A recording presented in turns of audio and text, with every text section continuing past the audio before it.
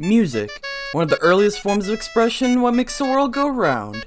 Video game music hits different, but why? It's something that's been on my mind a lot, both in terms of reminiscing on the good old days of the games from my childhood, along with my somewhat recent introduction to PC gaming. My scope of games opened up like once I got into PC gaming it was all over. And one of the most standout things during my PC ventures is that there's a lot of good ass music, and as a result, it sort of inspired me to do a whole lot of digging around and research to sort of figure out the reasoning behind why it sort of has this distinct connection and feel to me and many others. Now, video game music is something that has a lot of appeal. Video games in general are so varied in style and gameplay that, in turn, the music from them is also super varied. Being designed to complement gameplay, they're generally made to be like really good, solid, loopable background noise. Okay, maybe not the most appealing way to describe them, but you know what I mean, right? In fact, they're so good at that they're surprisingly effective outside of the game itself as music for when you're on a bus or cranking out an assignment or some shit like that. Which is exactly what I'm doing right now. Hey, look at that. I mean, it seems so based on the comment section of any music compilation. One of the first things that tends to stand out in video games is the music. It's sort of like the first impression you get both in the game as well as out of it. In the game in the sense that it's typically the first thing that strikes you in the environment. Or a nearby enemy. Or when you're just remembering certain parts of a game and not really playing it and just being brought back by the strong emotions you got from it. And with video games, it feels a bit more personal due to the media that they're made for. You know, you're not just looking at the characters playing out their story, it's you being a part of the story and getting through that journey with your own will and wit and brawn. You know, it's tailor-made for you. This is your theme song, your soundtrack. Like in Wind Waker, whenever you're sailing on the open sea, even though there isn't really much going on, the music gets you in that, you know, that mood of an adventure. Yeah. And to pull all this off, you've just got like so much talent. Like just mulling it over, it's actually so impressive the fact that these composers are able to like pull all this off and make it work. Like you've got all these factors, like having it make sure it fits the mood of what you're doing or like what's going on around you. Not to mention, you gotta make sure it's not too short to prevent from looping like 20 trillion gajillion times and make sure the player's brain doesn't just go. Like, looking at the science behind why video game music is the way it is just so fascinating. At least to me, I think it is. And there's just like a shit ton of examples on why it's not as easy as it looks. I feel like the original Resident Evil is like a case example of that. You got the original Resident Evil soundtrack, you know, it's iconic, a little spooky, send shivers down your spine, you know. Then you decide to make an updated director's cut version that includes, you know, updating the soundtrack. You take the original iconic one, and then you just get a deaf guy to do it. Except he didn't do it really, it was like someone else, and it turns out the deaf guy wasn't really deaf. So yeah, there's that too. And like, yeah, I'm assuming most of you know how that turned out. Like, this really shows how the music helps create an identity for the game. Like, imagine Undertale's quirky and charming soundtrack not even being there to add to the quirky and charming moment. Or like Mario Galaxy, like its grand orchestral sweeping score, like imagine that not there too, like I can't even imagine that. Although I will say, even though I've been preaching to the choir about the importance of music and setting an atmosphere, that's not to say it's required. Just as important as music is for adding to a moment, no music is just as much so as the other thing. I know this one is a friggin' TMZ, hot controversial topic, a little spicy, but I feel Breath of the Wild is a perfect example of this. There are a lot of people that say like they took random keys from a piano and just threw it in a randomizer, and that they missed this big sweeping adventurous themes from like moving and exploring the overworld. And although I totally understand why some may not be a fan of this approach, I personally feel it's exactly what was needed for the game. The other games did have this big epic theme, but where the differences lie is the game's directions. The previous entry scales were way smaller than Breath of the Wild's, so you weren't really gonna hear it loop too much. Not to mention different themes were more common. Whereas Breath of the Wild was a large departure in many ways, with the biggest most obvious being open world. You know, it wouldn't really work the same way. Like, no matter how good Wind Waker or Twilight Princess's overworld theme is, hearing it over and over and over would just be, like, maddening. Sounds good in theory, but in practice, probably not. Plus, when you, like, actually, like, enter a town with music and all that, like, oh, it just feels so good. It's kind of like that warm, fuzzy feeling you get, like, when you're out on a trip and you come back after such a long time and you finally back home. Except it's in a video game, so it's pretty much the opposite of traveling. But basically what I'm trying to get at is, while music is important for adding immersion, sometimes it's best to just let the game's atmosphere do it by itself.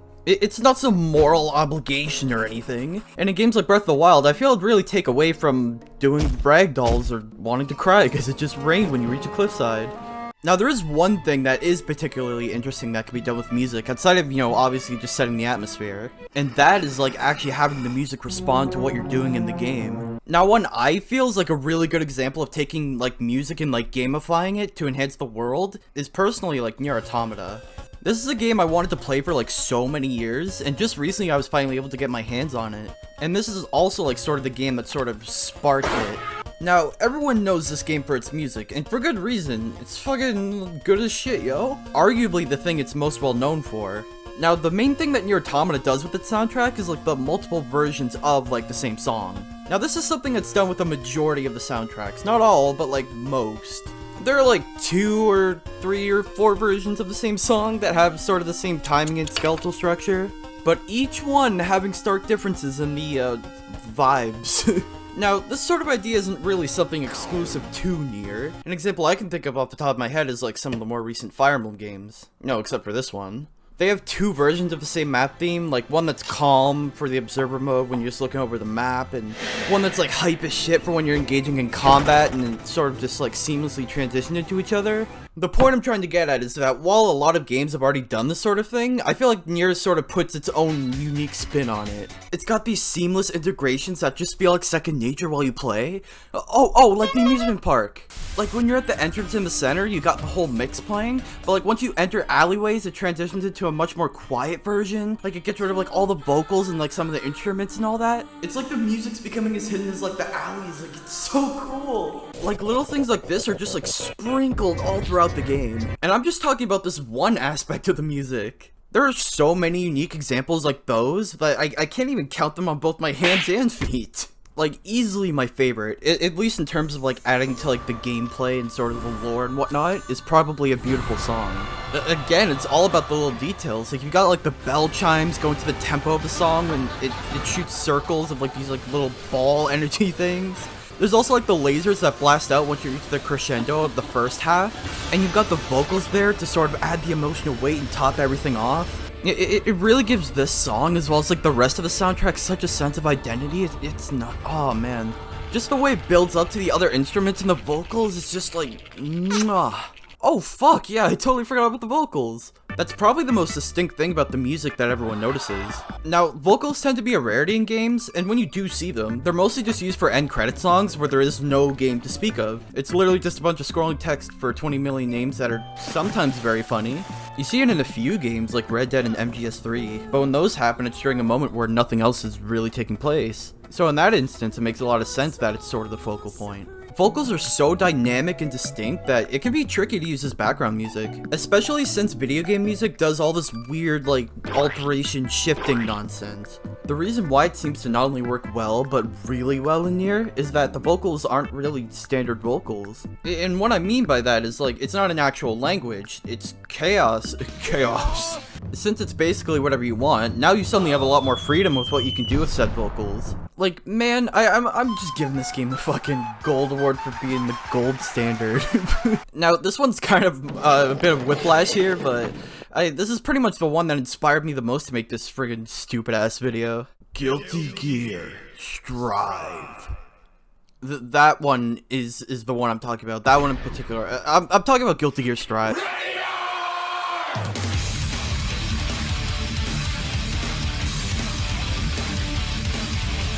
This is the first fighting game I both tried and properly got into, and yeah, you could say I like it quite a bit. You know, just a little bit. And the main thing that got me into the game outside of, the visuals and the character designs was its soundtrack. I happened to catch it on a whim around the time of its release, and oh boy did that send me down the rabbit hole to end all rabbit holes. Like, if I were to TLDR, like, not just the music, but like Guilty Gear as a whole, I'd probably do it like this. Butts, boobs, and a really good personality. You've got the man behind the madness, not just the music, but pretty much all of Guilty Gear, Daisuke. When making the music, he was just like, you know what? Fuck it, I'm just gonna do my own thing, and I don't give a friggin' what anyone else thinks. With Strive especially, like, he was on something when he was making some of these songs. With Axel's theme, have the vocals just suddenly be like, Oh god, I'm fucking retarded. Happy Chaos? Just have it be like a whole musical with like 5 different music tracks and 1 song. It's really weird, but for some reason it strangely works out somehow. Just like the rest of the game, the soundtrack is so unapologetically in its own world that you just buy it and get sucked into it. And honestly, that's probably my favorite thing about it. The biggest thing for me is how, along with their designs, the songs tell you all about their character. You know sort of the tried and true rule of how you can tell everything about a character by their design? Or at least like the good ones? Well, they went one step further and used that rule with the soundtrack as well. Each character has their own theme, and just like their visual and gameplay designs, not only does each theme stand out from each other, despite it all falling under like the same rock heavy metal type thing, but they can give insight into what their character is all about, because you're definitely not getting it from the story. Like honestly, the whole thing just feels like an album that comes with a game. Especially since this whole game is basically just like one big love letter to like music in general. Like the multitude of references to bands and other songs that they put in, from the super obvious ones to the more subtle. You've got Paramore, you've got Queen, you've got John Bovey, you've got 60 frames per second, you've got 6 AM because apparently that's the band name. Point being, you could tell that the music was one of the most important things for this game. As a bonus, being a fighting game really adds a sense of identity, not just to the character, but to you, the player. It's like the same feeling of being in an anime and you're like on your last stand and you just unleash your full power and just go fucking full force. Or it just sometimes ends up being like this. I may have goofed and gaffed it earlier, but it really does feel like a collection of albums attached to a game. The music is so tied to the identity of this game and is really what gives it its personality. And you really just feel the love and passion behind it. I mean, I fucking love it. And honestly, that sort of brings it back to why I made this whole friggin' video. Video games for me were, and to an extent now, an escape from life. Which can be a real fucking turd fart sometimes. Just that blissful escape to this fantasy world that gave me so much and left such an impact on my life.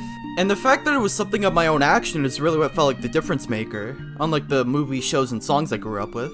Although, that's not to say they didn't impact me, they for sure did, just differently to how video games did it.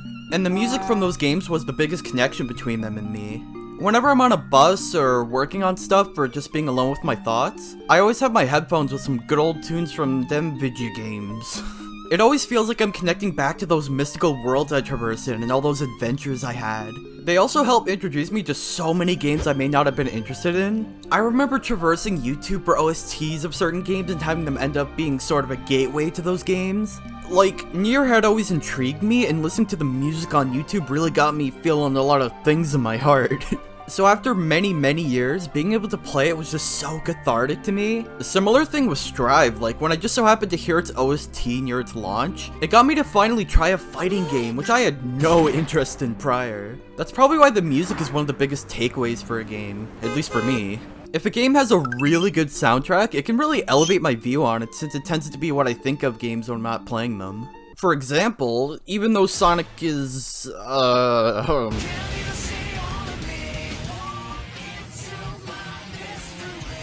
its music is so fucking good that I still have a soft spot for it. There's also reading other people with a similar experience of them telling their own stories with said games in the comments. It really brought people together in this really magical way. Like friggin' Disney magic. Of course, that was back in ye old YouTube days. In recent years, it sort of slowly started to go away for many reasons. One that really peeves me off a lot is them removing comments for the music tracks. Like, it's nice that some companies are releasing their own tracks officially on YouTube, but we can't tell stories or express our love for it, because the friggin' comments are gone, dude. It just sort of feels like we're losing some of that magic of bonding together through being introduced by the video game songs on YouTube and all that, and being able to communicate with each other. Although, maybe just use this template, because apparently it seems to work. Regardless, I'll always now and later on in life continue to treasure these moments of connection whenever possible. Because for me, video game music's always gonna hold a special place in my heart. And honestly, I don't think that's ever gonna change.